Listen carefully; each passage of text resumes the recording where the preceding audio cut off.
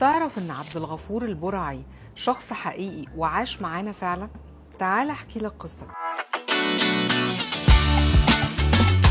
نادي السباعي اتولد في طنطا وأبوه مات وهو عنده 6 سنين، وبدأ يشتغل وهو طفل مع أعمامه في محلات الحديد، وفي سن 14 سنة قرر إنه يبدأ حياته لوحده.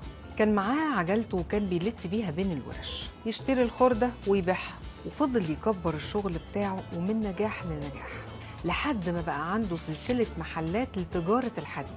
والشخص ده كان مصدر إلهام لشخصية عبد الغفور البرعي.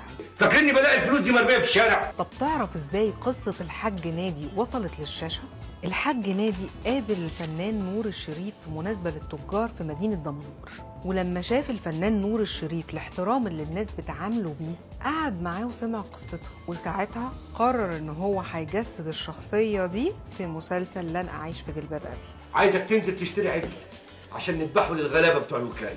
الحاج نادي السباعي اتوفى في 1 سبتمبر سنة 2020، وتشيع جثمانه من مسجد نادي السباعي في طنطا، المسجد اللي هو بناه لأهل طنطا. سواء الحاج نادي السباعي أو عبد الغفور البرعي فهي قصة نجاح بدأت من الصفر لحد ما وصلت للقمة.